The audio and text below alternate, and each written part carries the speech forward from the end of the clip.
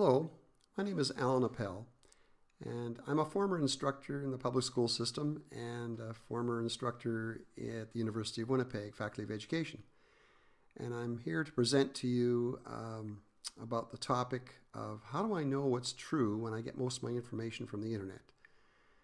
When you get most of your information online, which is becoming more and more true for most people, especially since the 2016 election cycle, we find that there's been more and more fake news that's been broadcast as the truth. And the problem is, how do we go about finding out whether or not this really is true? So I want to show you how that's possible. I'm also going to give you some examples of some of this fake news and how Google very often, when you do a search, will present you with the results that aren't necessarily going to give you the truth. Well, let's begin. How do I know what's true online? And that can be a real problem.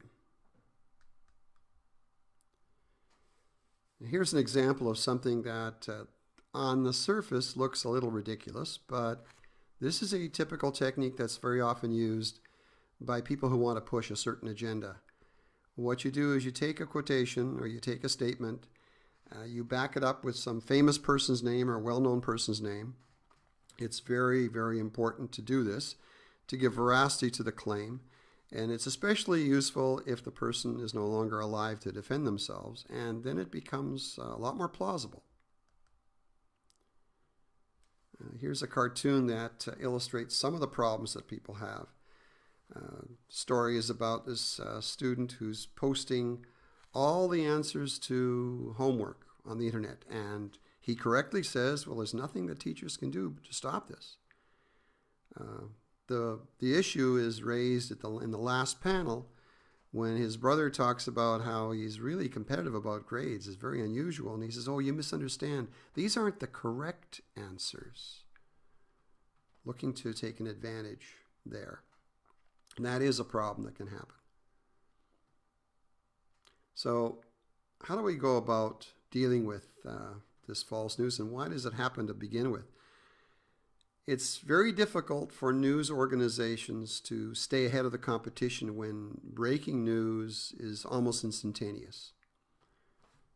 And that is the problem that people have. Very often in the past, fact-checking would take place much more frequently.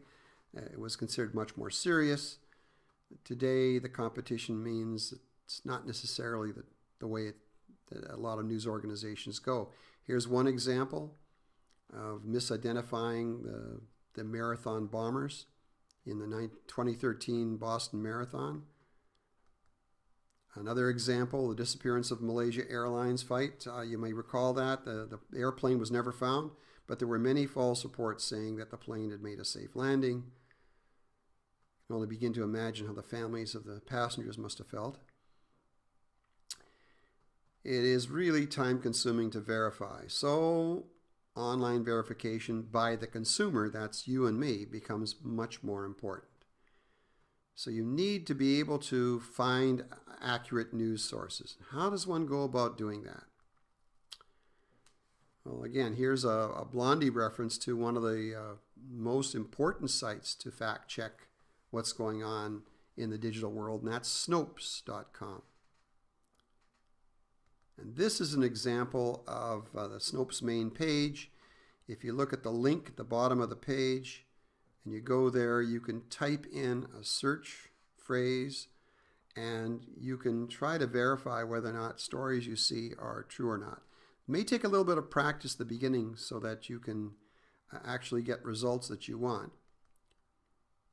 But here's an illustration, an example of a story that was fairly recent, at least recent when I was making this film. The word was that Michelle Obama's mother is going to get this wonderful lifetime pension for merely looking after her grandkids. Fact-checking this, typed in what's in red here in quotation marks into the Snopes search engine, and you get this particular result. So it turns out to be a phony story, but how would you know that unless you could fact-check it?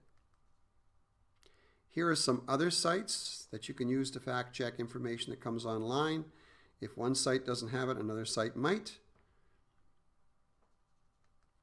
And here are 4 more sites. The cartoon refers to a Walt Disney falsehood that I knew I grew up believing, and probably many others did too. The idea that lemmings commit mass suicide every once in a while by running off a cliff. Something that a Disney movie made up, basically. Hard to believe, but it's true. Here's some examples of fake stories that have been released. Pictures are very powerful. 6,000 illegal immigrants arriving in Italy. And let's face it, we know from news reports that there are many, many migrants coming into Europe. And obviously, this is a plausible story. Turns out, completely phony. Another example of a story that a lot of people believe would be true, the idea that terrorists are hiding amongst the refugees that are coming into our country or countries in Europe. There's a couple of clues here to indicate that this was not true. It's gotten to the point where guests on television have basically said that this business of fact-checking is just unfair. People don't care about, what the media says. They're only caring about what the candidates say. And that becomes a problem. Former Mayor Giuliani of New York, when he was trying to bring up this business about Hillary Clinton being ill, he said, well, you want to prove it to yourself? Just go to Google and type in Hillary Clinton illness, and then you'll see the truth. The problem is that Google doesn't always vet itself the truth of what's online. Google decides what ranks near the top of the results based on how popular a site is. Whether or not it's true, it's not something that Google makes a decision about. So here's some examples of those kind of results. If you type that in, Dr. Drew Pinsky, he was able to determine from a very brief medical report that Clinton was very ill. Another report claimed that through the various uses of photos, video clips, obviously Hillary Clinton suffering from Parkinson's disease. 60-minute video promoting this, and over 4.5 million views in 2 months. I call this post-truth politics. The idea is that the truth is not necessarily falsified or contested, but it's not really that important. They're not designed to convince the people who've already made up their mind, but basically these results are designed to reinforce prejudices we've already got. If it feels right, it's got to be true. In other words, this is what I refer to as a confirmation bias. It has nothing to do with being right-wing or left-wing, liberal or conservative. Human beings are wired really to try to confirm what you already believe to be true. This makes you feel better, let's face it. It makes you feel smarter. That's something we all want to feel. And that's a tendency we've all had. And now that there are all these sources online that will tell us what we want to know, it's becoming more of a problem. So here's a meme that appeared recently based on Norman Rockwell painting. Yeah, this is the kind of thing that can happen.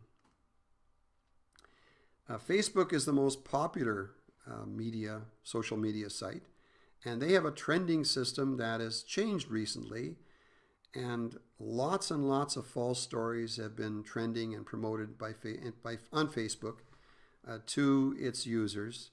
And if you trust Facebook to present you with the truth, you're being misled.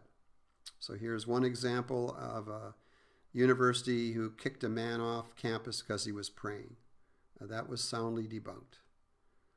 Another example of the iPhone having almost magical features, and that came from fakingnews.firstpost.com. It is an actual site that makes no bones about the fact they fake the news for entertainment purposes. Facebook took it at face value and promoted it as real. And there's also a discredited libertarian medical organization that's been promoted on Facebook. The reason for this is that Facebook has laid off a lot of human editors, and they're now depending upon supposedly objective algorithms on the computers, so that anything that is linked to something that makes it popular can be trending. Whether it's true or not is of secondary importance. This is what is referred to as being objective in the Facebook world. Human beings, being subjective, they shouldn't be allowed to make these choices. Italian computer scientist referred to here points out the fact that this makes Facebook newsfeed basically a ripe environment for conspiracy theories and hoaxes. Here's an example of this last election cycle. A number of months before the election, on Facebook, mostly mainstream news was being shared and trending, but up until election day from August, you'll notice that fake news surpassed real news on Facebook. You can't really depend upon social media to tell you the truth. Breitbart website, which backed Donald Trump in the recent campaign, basically they're known as a site that promotes conspiracy theories, and it's been emboldened by the victory of its candidate to the point where they're going to expand. So the future in terms of depending upon the web to tell you the truth, it doesn't always look that bright, especially when it comes to Breitbart and sites like it. Here are some examples of false stories that Breitbart has promoted. And here are 4 more.